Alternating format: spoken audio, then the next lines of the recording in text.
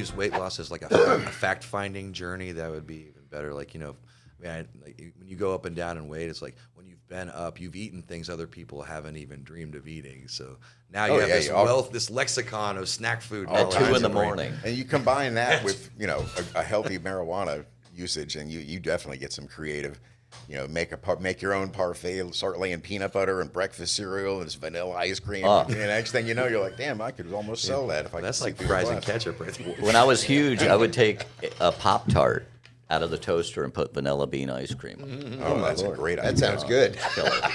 First of all, country music isn't even country music anymore, let alone Beyonce. Yeah.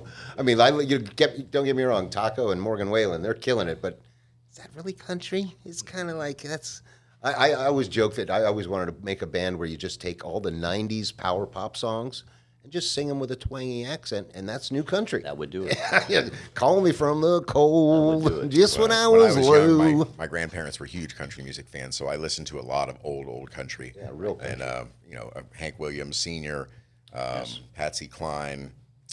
My grandfather was a huge Marty Robbins fan, and every song was just a cowboy doing some cowboy shit or having been Chris wronged. Stapleton, I'd say he's country. Yes, he's country. That's genuine, real country, I think. I mean, it's funny because Jason, authentic. His grandparents, my parents were from Lenore, North Carolina, so he grew up on a lot of Hank Sr. old country. So he technically is just as country or more country than a lot of the guys coming out now. Whatever happened to Anthony Oliver?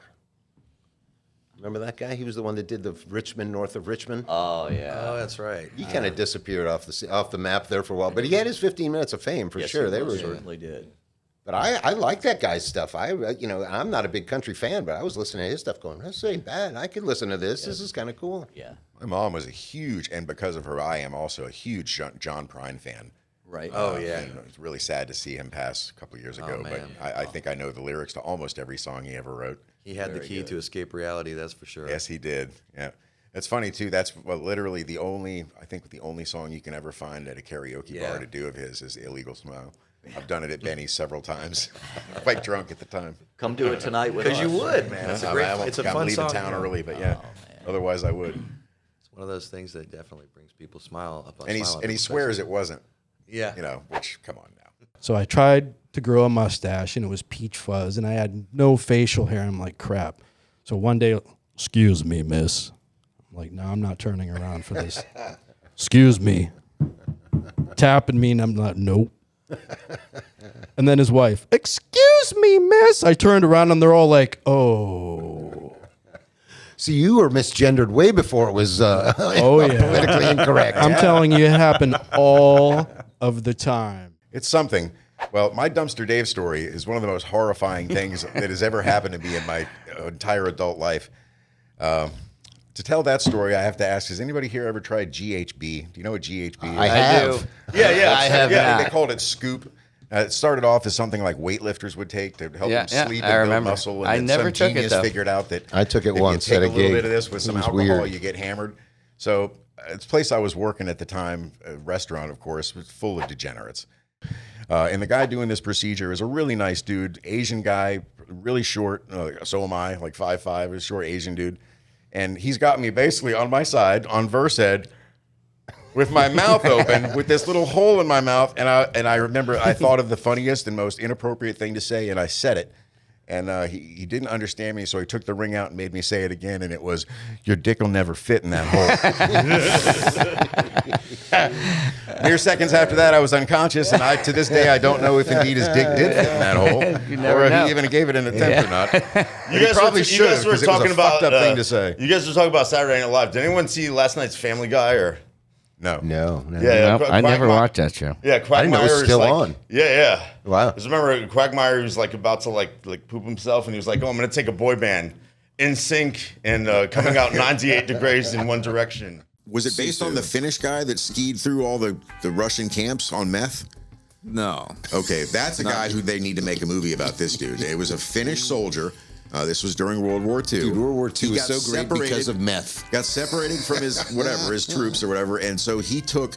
I want to say it was like all of the Pervitin that he had, which was the meth that they just at the time. You're supposed to like pop one before a battle or whatever. He took them all, like 20-day supply or whatever. Proceeded to then cross country ski for like 100 or 200 miles for the next several days, just blazing through Russian camps in the middle of the night. This crazy red-eyed lunatic Finn. I don't know how many people he killed in the process. Lost 30 or 40 pounds, by the time he finally, because he didn't eat clearly and just never stopped moving. Where just is that movie? Shitballs insanity. And where is that movie? That needs to be made. Equally, did you know that the Allies also experimented with meth? Oh yeah, pet pills. I'm sitting there and, got the pants off and everything, and the guy that comes in to do the colonoscopy is, "Hey, what's up, Chris?"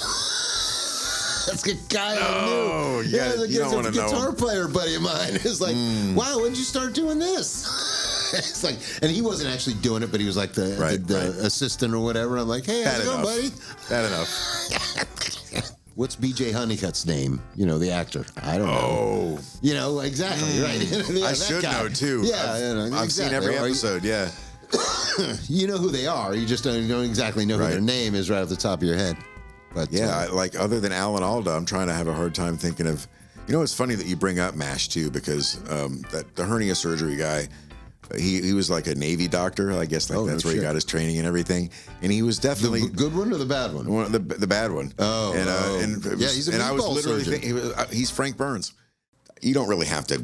It's not like walking a dog if somebody goes out of town, but I would come over and feed the cat and make sure, check him out. And I'll never forget walking in to feed the cat, and there was the largest rat I've ever seen, laying completely dead, of course, on the cold Mexican tile floor, and his head was just still barely connected by just a tiny little sliver. Nice. Beavis had managed to artfully display him laid out there on the floor with a tiny little pool of blood. He was very proud of himself. I must say, He didn't eat any of it. And that was on Vycliffe, I assume, right? No, Saranac. Oh, really? Oh, yeah, he brought him up the stairs. Oh, okay, interesting. He's the guy that debunked Uri Geller on the Johnny Carson show when he put the styrofoam packing peanuts in front of him and said, "Turn the page now," to prove that he was just blowing on the pages. And Geller freaked out and he's like, "The energy's all wrong in the room. I can't do it." Yeah, you can't do it because they're actually putting tests, actually testing your methods. And his foundation, which I think he passed away a couple of years ago, and his foundation I think is near here, like in Lauderdale or something. But he had a $1 million prize for anybody that could come in and actually do anything that they claim to do with their parameters in a controlled environment. Right. Nobody ever got the money. Yeah, no, I remember somebody trying to. Granted, $1 million now isn't worth what it was then, but that prize was on offer from the 80s, and nobody ever claimed it. So. All right, you remember, getting into the Gaza thing? Remember the old video of the Gaza, of the three guys walking down the street, and then the drones just came out of the sky and killed them? Yes. That's a scene from that movie. Oh, really? Yeah, that's exactly what. There's a scene where Ryan Gosling's character gets surrounded by all these enemies, and then next thing you know, stuff just starts blowing up around him, and they show that this chick is just going boop, boop, boop, boop, boop, and stuff's just raining out of the sky, and anywhere they want, just killing everybody around. And is it just it's a remake, or is it like a continuation of the story? No, it's definitely a Dude, Harrison Ford's in it. Okay. He's in it as his character. The sanctions that were put on Germany were so harsh that that's what enabled the rise of Hitler and the rise of the Nazi Party. And I could see something like that similar happening in Russia. If indeed, if we go from I don't think anybody's coming after. I think Putin's. I mean, I don't. You could make the argument that that's how Putin got there, but that was a while ago. But I don't think anybody's going to take Putin's place unless somebody takes him out or something. Well, what is he? 74, 76? Is he that old? He is. Yeah, he's definitely over 70. Oh, I think you're right, maybe. Yeah. I mean, he's not as old as our politicians. He looks pretty damn good, and especially since he supposedly has cancer. Everybody's saying he's dying of cancer. He looks pretty good to me. I did subject myself to the entirety of his podcast that he did with Ted Cruz. Oh, God, and to hear that tiddish, girlish laughter as many times as I did in a drive. I almost wish I had seen a deer or an alligator or something I could have swerved towards to end the drive. That's right. I didn't even think about it. You didn't even have the luxury of looking. You had to just listen Just to listening. it. Just Oh, my listening. Lord. You couldn't even see it coming. No, which is probably a benefit. Did he have the tie? Those the, two the guys. best. There's nothing better than having somebody, two people, start off with a resounding. Well, we agree on 80% of everything. All right, I'm sorry. I sat there and watched Kash Patel bitch about fentanyl for what, 20 minutes of the fuck, easily. And Joe Rogan knows how to fix it. He knows exactly how to fix the fentanyl crisis. Just like he said many times on his podcast before, just legalize it. Stop, just make it legal. That solves all the problems, all of them. Nothing is a problem if you just make it legal. We get rid of the cartels. Guess what? The cartels got no way to make money if you legalize drugs. That's it. Cartels are done. Sorry, CIA. Maybe what he meant to say was that you always feel the need to express that you think you're right. But that's not what he said. Right. But that's yeah, true. for that sure. would be a valid. That would be a valid. That would be a more That's true. accurate description. Yeah, but yeah. for sure, no, why would anybody argue something if they didn't think they were right? Exactly. It's just like Unless okay, they were, well, being paid to be a shill or just pushing somebody's button. I guess there are reasons why you would argue the something. hilarious part is he this big paragraph of negativity about me putting that joke up there. So my response was, "Lighten up, Francis," Classic line from a classic movie. and then he removed it. So I was like, okay. That was an interesting video too, but then it got all biblical, and it was just like, wait, this is getting ridiculous. Yeah, they always make that hard left, and then from that point on, I find it hard to even take any of the scientific information they're giving me with any credibility. Yeah, well, that's true. Then you have to kind of think back and go, okay, how much of this shit are they making up? Right. Yeah, it's funny how somebody can be having a perfectly rational, secular, normal conversation based in the 21st century, and then something will come out of their mouth that blows your mind. I refer back again to the wonderful Senator Ted Cruz, who stated that his primary reason for being a champion of Israel is because the Bible commands him to do so, because he'll receive blessings. Insane. If you're at war with a country, how can you just drive a truck across the front lines into the other country? I mean, there's got to be somebody checking the trucks going across the front. One would think. I mean, that's the part that nobody has ever said. It's a genius move, or this is the new way of warfare, and yada yada yada. And how the fuck did they get those trucks in there and just drive them across a war zone and nobody noticed? Right. I don't understand. I mean, the trucks that were housing the drones? Yes. Right. Big giant semis. You don't. How did It they? would seem impossible to have them so well hidden that they wouldn't have been discovered if the trucks had been searched, even if they'd just been cursed. Right. Well, not only that. I mean, but maybe bribes. Maybe somebody are there paid somebody actual off. trucks of actual like non-lethal goods going back and forth between Ukraine and Russia? I wonder what people are going to do. I mean, all these young people that are like, oh, how am I going to find a job? You're not ever going to find a job. The AI is making leaps and bounds, but for it to really, truly replace us the way everybody's afraid of, the next two things that have to happen is robotics, and then the price of all of it has to come down. I mean, they could almost make a robot now that could do what a person does, but it's still too damn expensive. I would push back on that just because, like I said, my recent experience with my doctor and her staff, I think all of those people could be replaced right now by AI. They're not doing much that AI can't do, I don't think. AI does a lot already in the medical field. Some of the things it's really good at. I wish it was in charge of putting in my script. Yeah, well, that'll be next. But what they're really good at is like reading mammograms. AI and computers are really good at spotting microscopic differences in a chart. Probably better than us, Way better than us. Yeah. It's got to be the fact that he's just so well informed on all of it. He can bring stuff up that, you come up with, about the Council of Nicaea or whatever, and he's like, oh, yeah, no, I know all about this, blah, blah, blah, blah. He's just so knowledgeable about everything about it. I guess he voraciously reads about whatever subject he's talking about. But he probably does a tremendous amount of prep work before these shows. And all the things that we don't do. Yeah, right. Well, I mean, and not only that, I mean, the guy has the same debate over and over again with just different people. They're debating the same subject. So, after about 3, I think you're an expert. And he's done literally like at least a dozen that I know. It's like trying to corner Hitchens on atheism. Yeah. That's pretty much all he ever talked. Well, not all, but most of his career.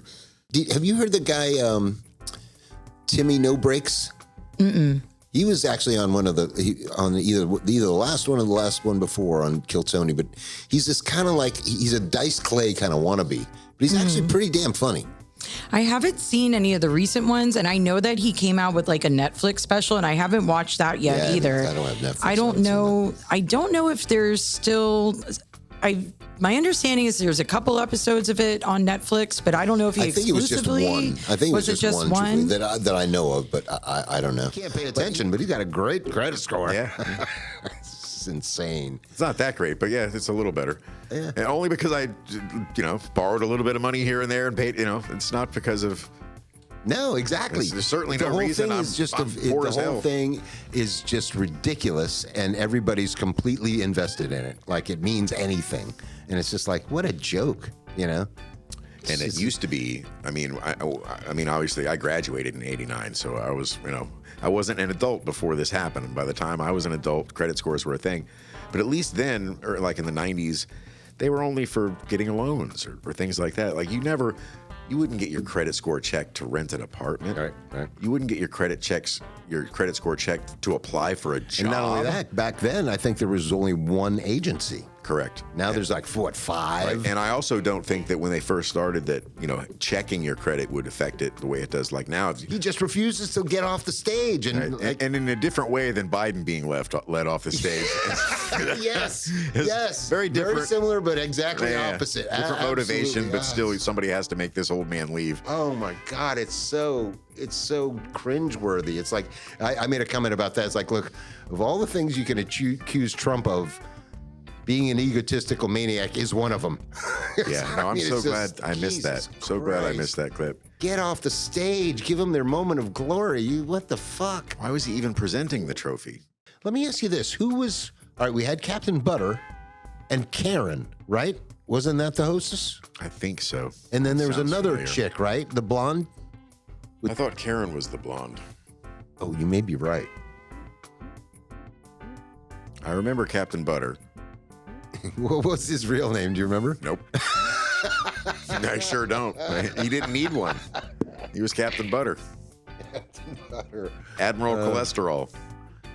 Oh, good Lord. But the group text with my mom's side of the family, so we're doing this like picnic thing at the beach, and somebody asks, what are we having? Should we, who's bringing what, or are we fending for ourselves, etc.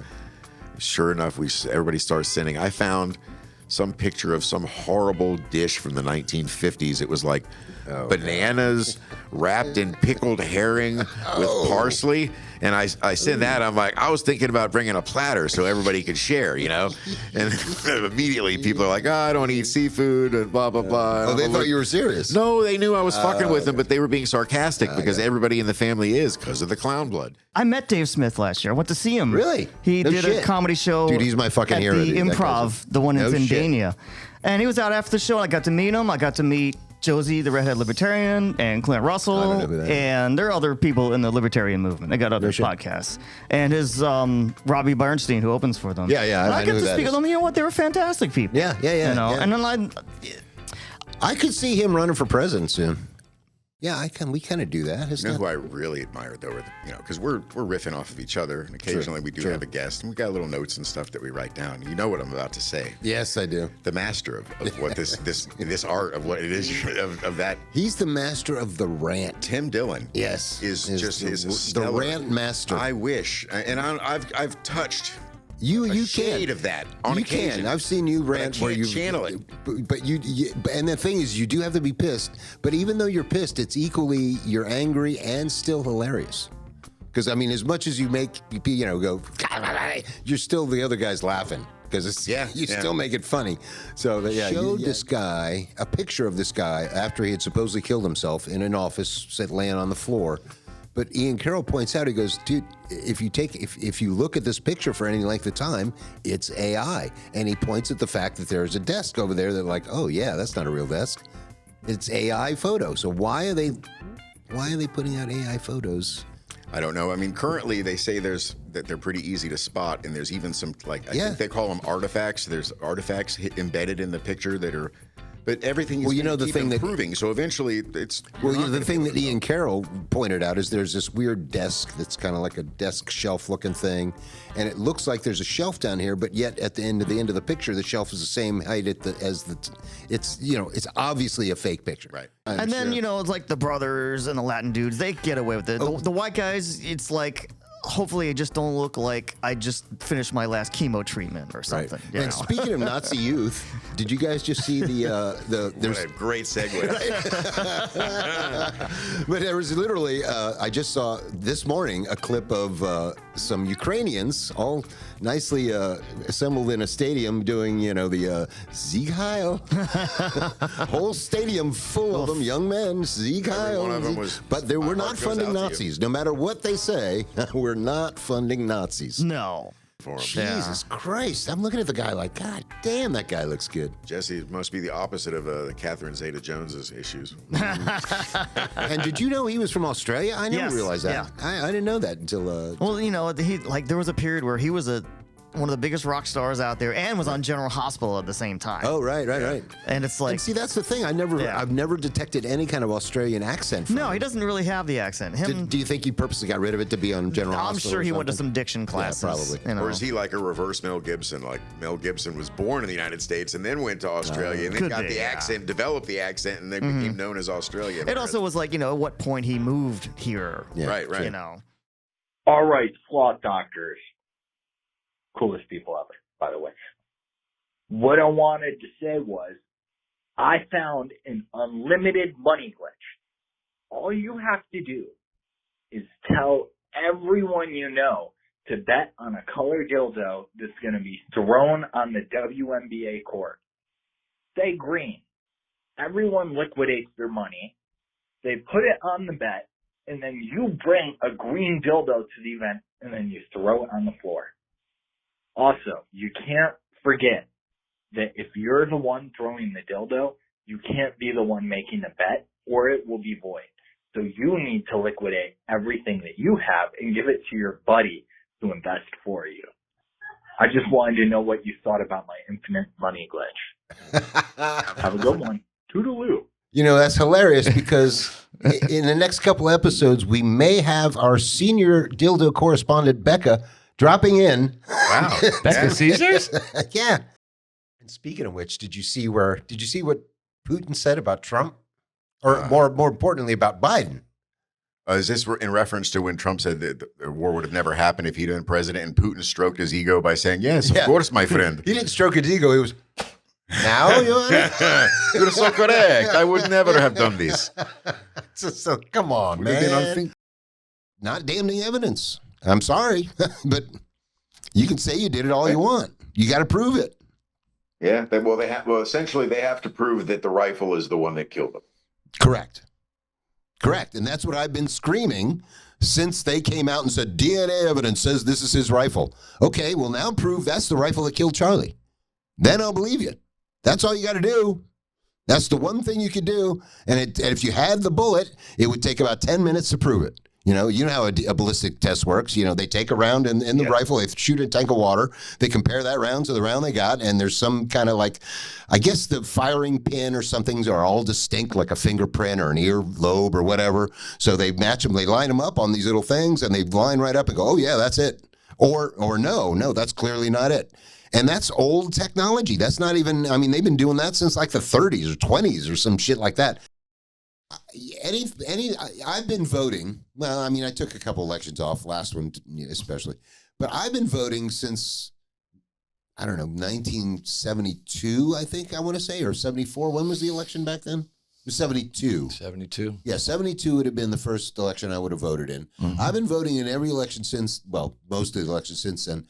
No one I have ever voted for has ever won. Ever. Mm. I've never voted for anybody that attained office. Never once. You ever go to one of those shows where they bring the people up? Yeah. All right, so what they usually do is they'll bring up a whole group of people. Right. And then the guy slowly goes along and eliminates a bunch of them, right? Right. And there's only a few people left at the end and those people are highly suggestible. What that means is that guy can hypnotize them like that, make them Right. do all kinds of crazy shit. Okay, all right. Those are the exact same people that MK Ultra looks for, and they do it in the exact same way.